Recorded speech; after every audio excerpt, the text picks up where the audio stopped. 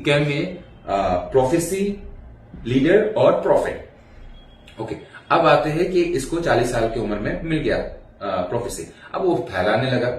अब जब वो उस टाइम फैला रहा था, all the verses is called Makki verses. Why? That time he was staying in Mecca. अब जब तक मक्का में रहता था, he was minority, he was spreading लकुम दीनुकुम वलिय दीन, मतलब तुम्हारा धर्म तुम्हारा, मेरा धर्म मेरा। हाँ, अब ऑफ कोर्स जब तुम क्या बोलते हैं मगरमच्छ के खाल में बैठे हुए हो, उसके साथ तुम दुश्मनी तो नहीं कर सकते। सो ही वाज आल्सो जीनियस।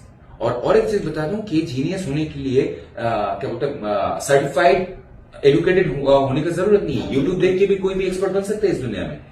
तो अब क्या है कि मोहम्मद ने जितना भी फिलोसॉफी मक्की सूरज में दिया है, वो क्या है जानते हैं कि मदर मैरी मरियम बन गया इसका, जीसस क्राइस्ट ईसा अलैहिस्सलाम बन गया, मोसेस मूसा अलैहिस्सलाम बन गया, एडम आदम अलैहिस्सलाम बन गया। मतलब he was कॉपिंग and pasting in the Quran all the मक्की वर्सेस।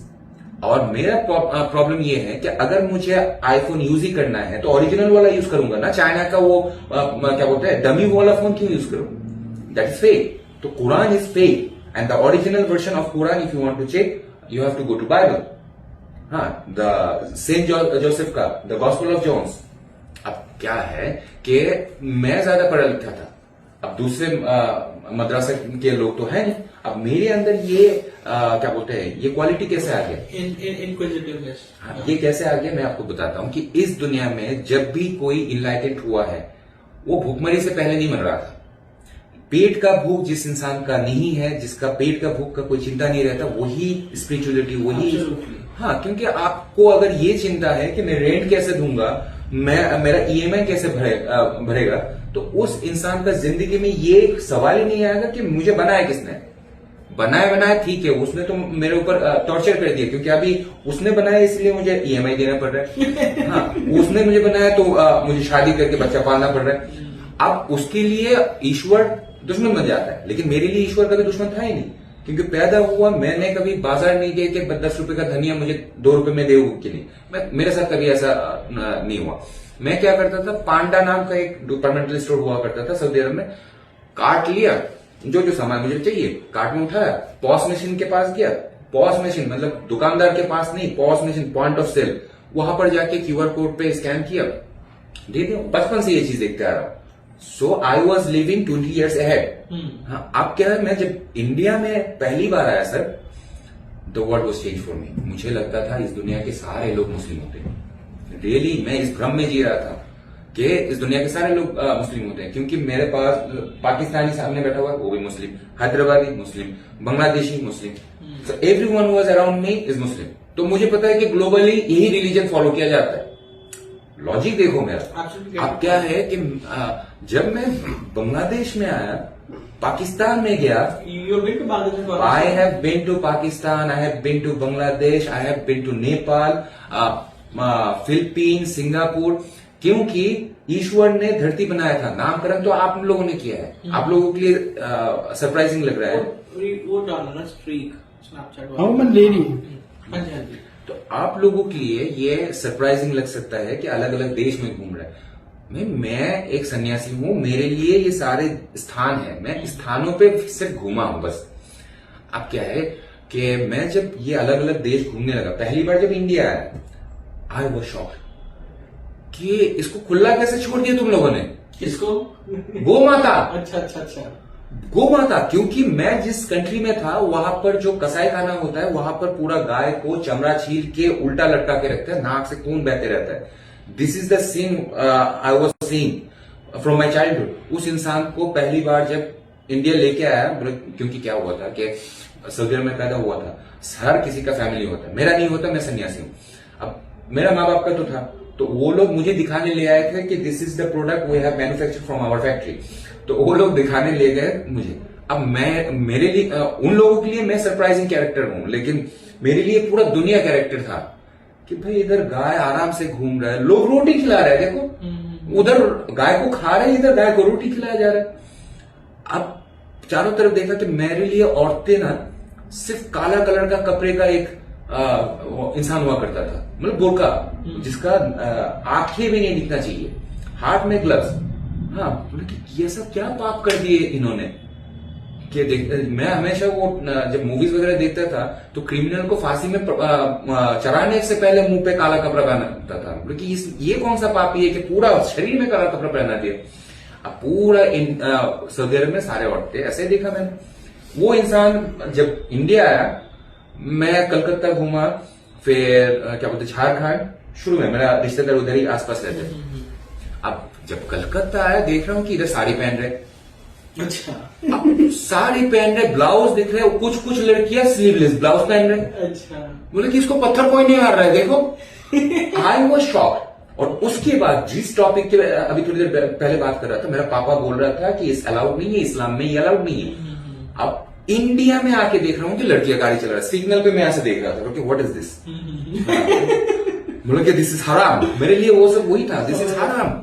बोला कि लड़की को अरेस्ट क्यों नहीं कर रहा, मोता हुआ कहा है। अब मैं आपको बता देता हूँ, सऊदी अरब में रिलीजियस ये प्रैक्टिस को बरकरार रखने के लिए रिलीजियस एक डिपार्टमेंट रखा हुआ है, उसको बोला जाता है मोता हुआ। जैसे अजान दे दिया, सोच लो जोहर का अजान दे दिया, अब अजान के बाद हर किसी के ऊपर ये मस्ट हो जाता है, you have to close your shops, कुछ भी दुकान हो, करोड़ों का डीलिंग हो रहा है, no no no you have to close that shutter बंद कर दिया। अब क्या है कि वो लोग नमाज पे जाए ये भी कंफर्म किया जाता है, 5 वक्त का नमाज पढ़े हर मुस्लिम। अगर कोई रास्ते में मिल गया, रास्ते में कि नमाज नहीं पढ़ रहा था, उसको उठा के 5 दिन बंद करके रखेगा जेल में, 5 दिन 5 वक्त के नमाज पढ़ाएगा, फिर उससे बोलेगा अस्तगफिरुल्लाह रब्बिल आलमीन अर्रहमानिर रहीम पढ़वा के फिर बोलेगा जाओ। और 3 बार ऐसा अगर ऐसा चीजों में फंस गया तो उन लोगों को बोला गया है कि इफ यू आर इंडियन, आप लोगों को एग्जिट मार दिया जाएगा, मतलब वीजा कैंसिल करके आपको बैक भेज दिया जाएगा। ऐसा चीज अगर किसी के ऊपर टॉर्चर करे, वो अगर सर मुस्लिम ना भी हो मस्जिद में चला जाएगा। हाँ, और मेरे साथ भी ऐसा होता था, बट आई वॉज क्रिएटिव। मुझे अगर ऐसा कोई मतुआ पकड़ लेता था, आके बोलता था असला असला माइक्रोफोन में, जिस तरीके से बोलते ना हट जाओ ट्रैफिक, नहीं ये लोग बोले कि नमाज पढ़ने चलो, नमाज पढ़ने चलो। मैं एक बार पकड़ा गया था, फिर मैं उसको ये बोला कि याखी मैं पूछ रहा था कि वजू का जगह कहाँ है, कि मतलब बिना वजू का तो नमाज नहीं पढ़ सकता ना, मैं वजू का जगह ढूंढ रहा था। लेकिन माशाल्लाह माशाल्लाह चलो मेरे साथ, वही ना, मतलब मुझे सेव करना है अपने आप को। अब ये क्रिटिकल इंसान वहां आके देख रहे लड़कियां गाड़ी चला रहे, फिर मैं देख रहा हूं कि लड़कियां साड़ी पहनी हुई है, साड़ी इज ए एक्सपोज करने वाला ड्रेस है। मैं सन्यासी हूं, डोंट माइंड, ना भी दिख रहा था, दिस इज हराम इन इस्लाम। अब क्या है कि ऐसा इंसान के सामने डीजे क्लब्स है। सर मैंने कभी भी सिर्फ इस्लामिक गाना सुना है, और आपको सुन के थोड़ा सा हंसी आएगी, शाहरुख खान का जो गाना है ना, सऊदी अरब में उसको हलाल माना जाता है। हाँ, संजय दत्त का मूवी नहीं देखता, लेकिन Shahrukh Khan he is a boss over there. अब उसका जो इस्लामिक हलाल गाना है, उस गाने के चक्कर में मैंने सिर्फ एक ही गाना याद किया था, तुझे देखा तो ये जाना सुना। अब मेरा दिमाग खराब कि शाहरुख खान के नाम पे हलाल गाना तो मैंने याद कर लिया था, तुझे देखा तो है। कुछ सालों बाद उसने कुछ कुछ होता है निकाल दिया। उसके लिए मुझे क्या फेस करना पड़ा ये सुनो। मेरे लिए तो इट वॉज अ म्यूजिक का कोई जात धर्म नहीं होता। हाँ, तो क्योंकि मैं वैसे भी उस टाइम से ही सन्यासी हूँ, वो तो बाद में, अभी मैं वो डॉक्टर के एप्रोन पहना हूं। मेडिकल साइंस मैंने बचपन से पैदा होते ही सीख लिया था। अब क्या है कि मेरे लिए वो म्यूजिक था, म्यूजिक मुझे पसंद आता है। अब मैं 3 साल की उम्र में एक सूरा याद किया था कि सब वो भी सुर के साथ। अब इसके बाद लोग शाबाशी दे रहे थे मुझे। अब एक बार कुछ कुछ होता है मूवी रिलीज हुआ, उसमें क्या होता है कि अंजलि नाम का जो शाहरुख खान का बेटी थी, उसने बोला कि मैं समर कैंप में आई हूं और मैं बीमार हूं। बाप का दिल जाग उठा, वो भाग भाग के अपने सारे काम छोड़ के उसके पास भाग के आए। लेकिन इस बीच में एक क्राइसिस हो गया था मुस्लिमों के लिए कि उन्होंने एक गाने में वो पूरा शूट किया। वो क्या था, रघुपति राघव राजा राम पतिता पावन सीताराम। तो ये मैंने उस मंत्र को याद कर लिया। मेरे लिए म्यूजिक था ये। अब मैं अपने कारी साहब के सामने बोला कि ये तो हराम है। बोला कि इसमें हराम का क्या चीज देख लिया। बोले कि ये हिंदुओं का मंत्र है। बोले कि अच्छा मंत्र तो है, लेकिन इसमें क्या गाली दिया जा रहा है कि इसको तुम हराम कर रहे हो। इसका कोई जवाब किसी के पास नहीं था। ये मेरा क्वेश्चन ही एक एक पूरा अरब साम्राज्यवादी मतवाद को डिमोलिश कर दिया। अब मैं जब देख रहा हूं कि we have a right, we have a chance to get out of that box, क्योंकि ये औरतें सारे आउट ऑफ द बॉक्स ही काम कर रहे हैं। यहां पर अल्लाह का अजाब नहीं आ रहा है, लेकिन यही लड़की अगर सऊदी अरब में पहुंच जाए, ओहो माशाल्लाह माशाल्लाह। अब मैं देख रहा हूं कि this India is a different Muslim country. मतलब कैसे? इस दुनिया का कोई भी इतना रिचेस्ट एक्टर नहीं है जो मुस्लिम है। वो हमारा इंडिया में फ्रीडम दिया गया है, इसीलिए ये शाहरुख खान इधर दिलवाले दुल्हनिया करके, यश चोपड़ा के अंडर काम करके इस दुनिया का सबसे फेमस और ग्रेटेस्ट एक्टर बना है। हाँ, बिकॉज ऑफ आवर कल्चर। दूसरा चीज, हमारे इंडिया के कल्चर की वजह से हमारा Salman Khan he is a Muslim, हमारा सलमान खान वो अपना शर्ट खोल के काबा या मक्का के सामने जाके ओ जाने जाना में डांस नहीं कर पाएगा। हाँ, उसको वो सऊदी तोप और टोपी पहन के घूमना पड़ेगा, लेकिन ये फ्रीडम की वजह से वो अपना मस्कुलर बॉडी वो दिखा पा रहे हैं। इस्लाम में मस्कुलिटी का कोई जगह नहीं है। बोलते रहते हैं कि जिहाद करते रहो, मसला ऑटोमेटिकली बढ़ जाएगा। This is true. हाँ, एक तलवार 5 किलो का, उसको लेके हर दिन काटते रहोगे, your muscle will be yes. So every practice makes man perfect. Absolutely, काटो जितने काटने। हाँ, तो अब क्या है कि जब मेरे सामने दो कॉन्सेप्ट आ गया कि human can enjoy their freedom, और तब तक मुझे एक चीज समझ में आ गया कि ज्ञान का कोई जात धर्म नहीं है। अब मैं पढ़ने लगा। अब इस पागल के पास अगर ये किताब आ गया, सैटर्नी वर्सेस, वो भी सलमान रुश्दी का, he will be blown out. अब क्या हुआ कि उसके बाद ये सब टॉपिक आते रहा कि जिहाद। अब मेरा क्यूरियोसिटी बढ़ गया। वैसे भी मुझे जेम्स बॉन्ड का मूवीज पसंद थे। अब जब मुझे पता है कि in Islam I can be James Bond, I can kill someone, I was excited.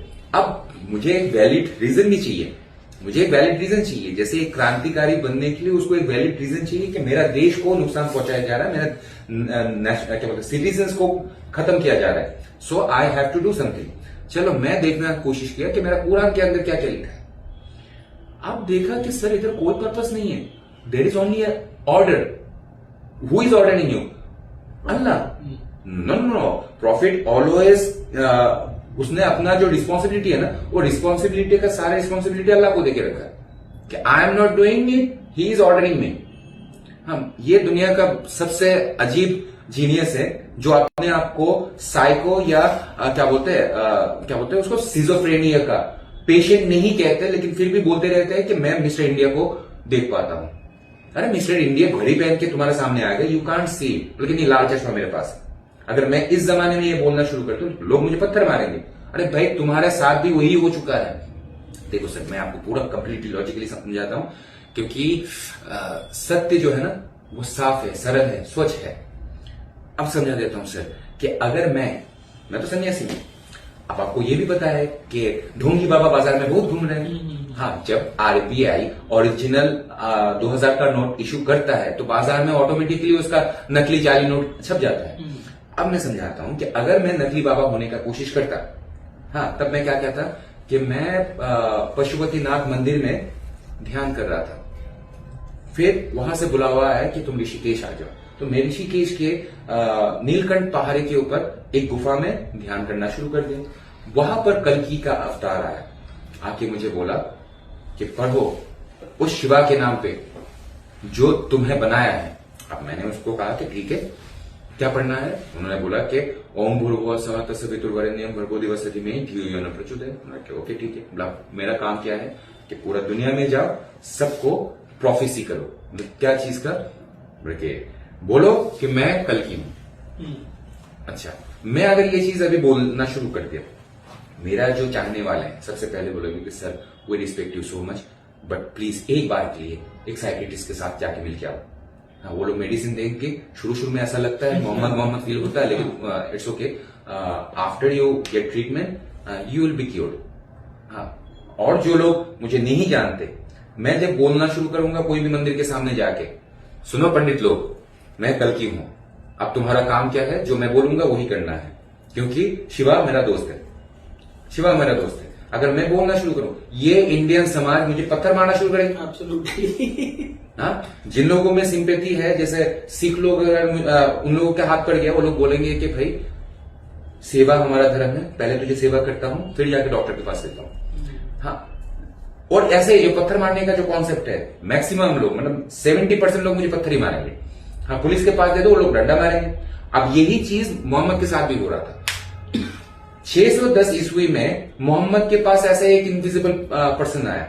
मेरे कहानी में कल्कि था, उसके कहानी में अल्लाह है, और मेरे कहानी में अफ्तार है, उनके कहानी में एक फरिश्ता है, जिब्राइल नाम का फरिश्ता। उसको आके बोल रहे हैं कि इकरा बिस्मि रब्बिकल लज़ी खलक खलक़ल इंसाना मिन अलक़। उसने पढ़ दिया। मेरे कहानी में बस इतना था कि मैं बोल दिया कि गायत्री मंत्र। उन्होंने बस बोला है कि उन्होंने मुझे सूरा पढ़वाया। अब क्या है कि उन्होंने क्या बोलना शुरू कर दिया कि अल्लाह मेरा हबीब है, मैं उनका नबी हूं। अगर मैं बोलना शुरू कर दिया कि शिवा मेरा दोस्त है और मैं उनका दास हूं, मेरे को पागल बोल के पत्थर मारा जाएगा। तो उसको जब पत्थर मारा गया था, कुरैश खानदानों ने जब उसको पत्थर मार के मक्का से लात मार के निकाल दिया था, मदीना जाके वो अपना सेटलमेंट किया था, तो उसके साथ तो न्याय विचार ही हुआ था ना। एब्सोल्युटली। हाँ, तो अब वो लोग क्यों रो रहे हैं? ये जुल्म थोड़ी है, पागल को पत्थर मारना जुल्म थोड़ी है। अगर पागल को हम पत्थर ना मारे, मेरे बेटी को अगर काट दिया, मेरे बेटे को काट दिया, मेरे बीवी को काट दिया, तब क्या करूं मैं? तो वो लोग यही चाहते थे कि मेरा फैमिली सिक्योर रहे, इसको पागल को बाहर फेंको। तो अब क्यों बोल रहे हो कि जब जब जुल्म होगा तब तक जिहाद होगा? ये क्या बोलते हैं, जमाते उलामाए हिंद का जो एंटी नेशनल, ये हमारा महमूद मदानी मौलाना, सॉरी उसका डेजिग्नेशन बोलना जरूरी है। जैसे पीएचडी होने के बाद डॉक्टर लगाया जाता है, इन लोगों का अनपढ़ जाहिलों का जो एजुकेशन सिस्टम है उसके हिसाब से मौलाना महमूद मदानी। अब बोलना पड़ेगा। मैं इसको एंटी नेशनल क्यों बोला हूं? सर प्लीज मुझे जूता मत मारना, मैं आपको बताना चाहता हूं। मैं अगर आपके सामने बोलूं कि ये देश जितना नेताजी सुभाष चंद्र बोस का है उतना ही अजमल कसब का है, कोई भी नेशनलिस्ट, कोई भी रॉ एजेंट मुझे सबसे पहले जूता मारेगा। हाँ, क्योंकि इन लोगों का दिमाग में क्या चलते रहता है कि दूध मांगोगे खीर देंगे, कश्मीर मांगोगे तो चीर देंगे। तो ऐसा इंसानों के सामने अगर मैंने बोल दिया कि ये देश जितना नेताजी सुभाष चंद्र बोस का है उतना ही अजमल कसब का है, लोग मारेंगे मुझे। दूसरा चीज, अगर मैंने बोल दिया कि ये देश जितना छत्रपति शिवाजी का है उतना ही औरंगजेब का है ना, पूरा मराठा समाज मुझे कूट डालेंगे।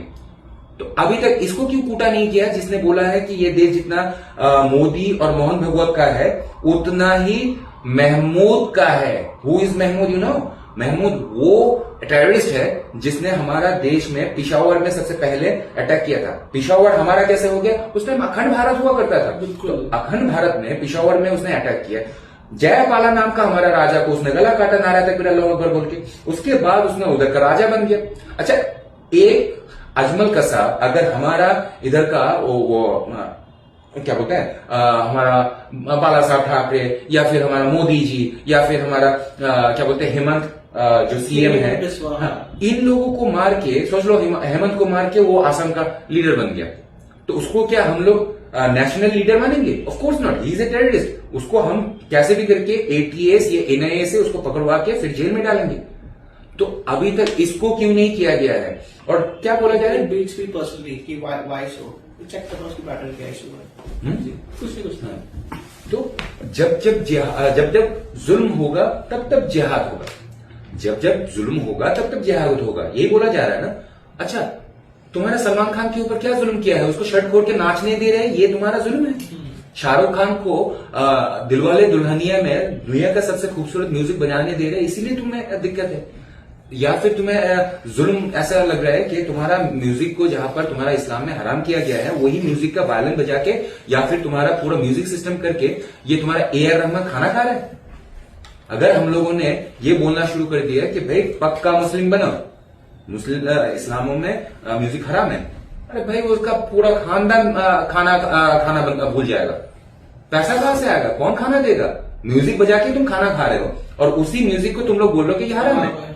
हाँ, इससे हिपोक्रेसी की एक सीमा होती है। हाँ, अब क्या है कि इनके पास इस तरह का लोगों के पास ना क्या है कि बहरों को सुनाने के लिए धमाके की जरूरत है। लेकिन पहले क्या है कि to punish someone, you are a lawyer, right? Okay, to punish someone, I have to prove that person guilty because everyone is innocent until he is proven guilty. So what is my duty is to prove them guilty. And now, what I am saying, अच्छा, Nazi का जो हमारा Hitler था, Hitler को अगर Germany का सारे soldiers के पास मैसेज पहुंचाना होता तो वो क्या सारे सोल्जर के पास जाके बोलते कान में जाके बोले कि भाई सुनो सुनो हमें